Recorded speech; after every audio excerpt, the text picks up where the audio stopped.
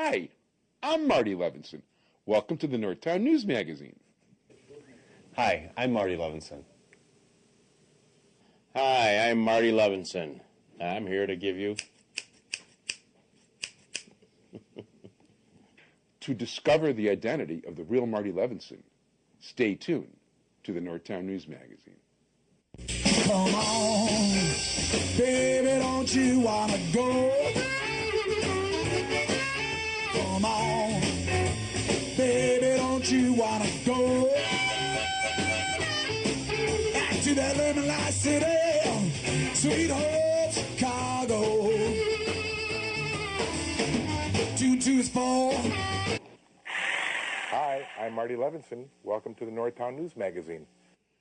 Hi, everybody. Welcome to the Northtown News Magazine. And thank you so much, Marty Levinson, for one of the most beautiful haircuts. And in case you weren't aware of which one was really Marty Levinson, the guy you just saw with the hedge trimmers is the real Marty Levinson, as opposed to my next guest, who, now, do we have to worry about this in court? Do we have to file a brief that, you're running as Terrence J. O'Brien? Not Marty Levinson. Right. Well, I did give you a nice haircut there, Avi. Hey, it really is a great job. There's no question about it. And will the real Marty Levinson stand up, please? Absolutely. Right? Absolutely. And by the way, thanks, Marty. That really is a great haircut. I do appreciate it. Start that show all over again. What's my line? Yeah, we should. It was a great show. Now, my question is, it's like... What's my line? No, what's my line? That's Sonny, by the way. Malign. What's my line? What's Ma's line? And by the way, this is politics, so maligning is common practice. Hey, I'm happy to malign. Well, you're a Democrat, so I shouldn't say I'm going to malign Blagojevich between now and the election, but I think I just did. But that doesn't mean that's his opinion, not at all. In any event, it is a pleasure to have the president of the Water Reclamation District, of the Metropolitan Water Reclamation District of Greater Chicago, who has the fiercest opposition of any candidate going this time. You've got, because you know what, this guy runs all the time, especially in Republican races in Cook County, and the name is unopposed. No candidate. No candidate. Now, I heard this vicious rumor, this guy Jim Nally, who's a real headhunter, who's a frequent guest on the show, and by the way, will be co-hosting with me our live election show at some point the Sunday before the election, actually swept all those people under the dirt for you. Jim, as you know, is a fine lawyer. And he sure is. Again, he is the best election lawyer in the state of Illinois, as far as I can see. He added to his win column. He was able to knock all three of the candidates off before the electoral board, and then one of them appealed to this full circuit court. And just last Wednesday, the 16th of August, he was able to get that candidate also knocked off the ballot. Which is superb. So, I mean, I used to like Appealed, but Uppealed is even better. Yeah. And, Jim's not one that brags for himself, but I'll brag for him. He does a fine job. He never brags for himself. It's like, the guy never talks up what he does. He's always changing the subject if you say something good about him. But he is good at what he does. Very talented lawyer. He really is. Very smart lawyer. Bright lawyer. So. Yeah, and as far as I'm concerned, the best election lawyer. I've met other election lawyers, and it's not to demean any other election lawyer. No. Because there's some really good ones out there. There are. There's only a certain few that are really involved in this area of the law, and there are good ones, and Jim is one of the standouts. No question about it. So let's talk about the Metropolitan Water Reclamation District of Greater Chicago, and tell us, even though we have you on all the time, sometimes we just need to get back to basics. Back to basics. What do you guys actually do? Well, our responsibility, obviously, is to collect, treat, and dispose of wastewater, foie gras, right, foie gras, and that's the topic du jour. I think more people. I know you were giving that rendition when you were talking to Alderman Stone about the liver and the cleansing process. Well, we're the actual liver of the citizens of Cook County. Right, but I don't have to go to Howard and McCormick and go eat your. Well, that's one of the livers that does the cleaning of the water up in the north end of the county, and then we got 6 other livers that do that. So right, and do a really good job, because I'll tell you something. I have yet to that's not true. I once bought bottled water, but that's because my car overheated. I was on the road, and I needed to let the radiator cool down and pour some fresh water in there. That's right. You like that designer water. But yeah, my designer water is called the City of Chicago Tap Click, because I know you guys did your job, and I'll go from there. Come on out. But, yeah, the livers that I'm referring to are the 7 wastewater treatment plants in which we treat about 1. Which actually, that's what they do. Yeah, treat about 1.5 billion gallons of wastewater on a daily basis. And some good news, as of our last board meeting in August, the board decided to now open up the plants for tours. So, Oh, wow. But we do have some restrictions. Well, you had to worry about 9/11 and all that. Yeah, with the 9/11 situation. Does that mean we can take our cameras there now? Well, that's one of the restrictions. Oh, well. No cameras recording. Oh, because that way the Arab terrorists can see what we're doing. Yeah. And so, we've done that, and I'm kind of glad that we've gone that route. I mean, it's been about 5 years now, coming up on 5 years. But, it wasn't our concern the fact that people that were coming into the plant that we were worried about. It was the concern of something happening while they were in the plant.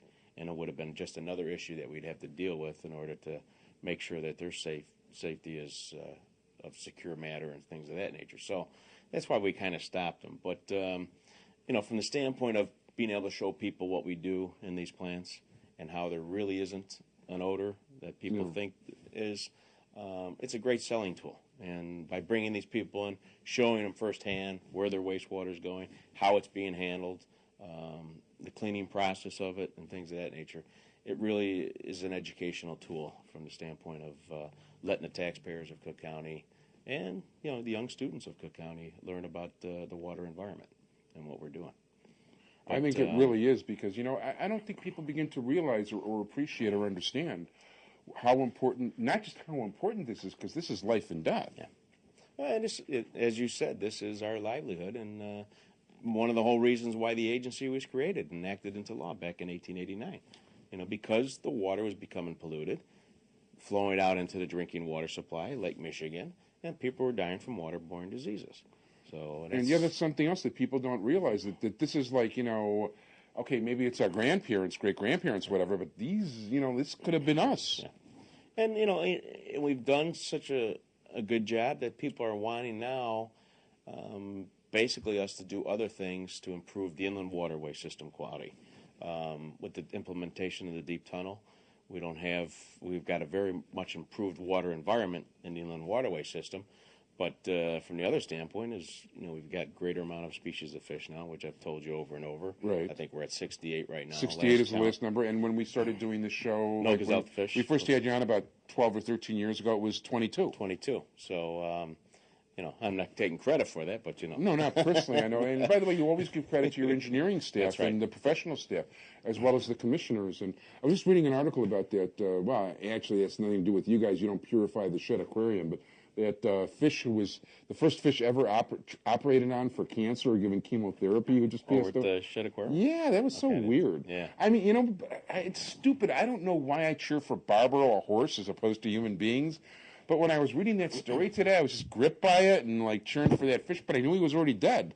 Well, all I was going to say is and he was really good. don't run on the track at Arlington Park. Might break a leg. Well, by the way, I did quite well at Arlington Sunday. Did you? Yeah, I didn't lose as much Your as horse usual. wasn't the one that had a problem. No, actually, one of the horses that I shouldn't say this, but actually, one of the horses that broke down helped me get a winner. Really?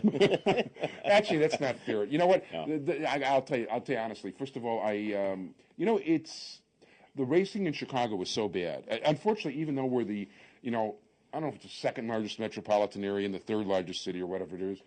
Unfortunately, because and this isn't your fault. Unfortunately, because the purse structure here is so small, we're really getting cheap horses. And when I read that horses that are $4,000 claimers, when a horse is a $4,000 claimer, he's probably better off going to the glue factory than running in a race. We're talking about really a cheap animal. This is like buying a $100 car. Well, yeah, and it's hard to figure it out. I don't know if we're in an area where there's so much that's going on that people have to their use or to be able to do. Actually, being a horse racing fan who doesn't go to the track much anymore, I hate to say it, but this really started under Governor Edgar. I think, well, first of all, there's a couple different reasons. Number one is horse racing in most other states are sustained by gaming. Yeah. They're not sustained here that way. So I'm not being pro or con gaming here. I would also say that many of the governors, Edgar, Blagojevich, haven't really done a very good job for the horse racing industry. Well, that's yeah.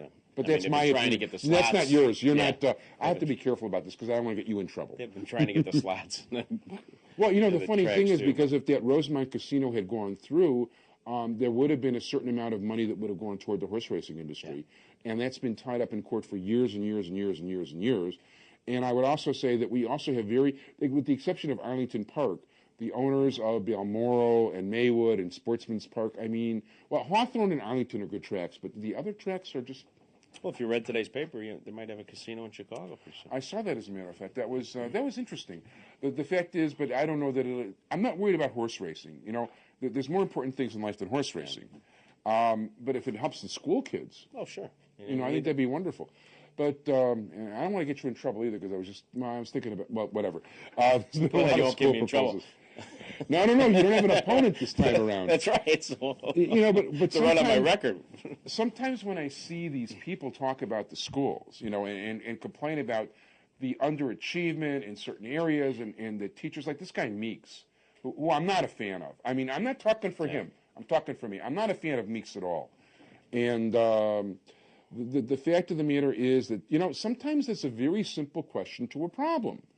You know, why are kids getting poor grades in school? Now, I live 2 doors down from a school. Okay, you know, I'm not going to tell you I really talked to all those kids in the school or whatever, but you know what? A lot of their parents are just watching TV all day, and that's some of the nicer ones. But you know what? Sometimes the kids are just dumb, and dumb kids aren't going to really be rocket scientists. Well, you know, Avi, you know, what you just said holds a lot of water.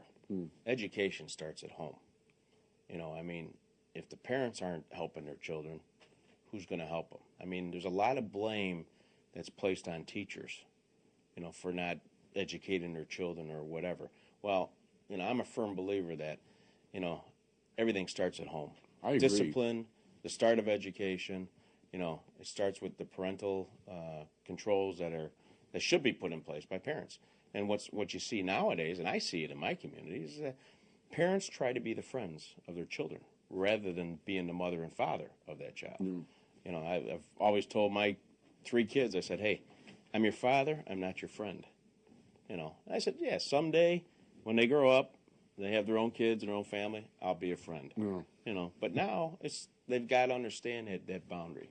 And it's an important boundary, and I respect you for doing that. It's your whole structure. It's the structure of society. It was all centered around the family.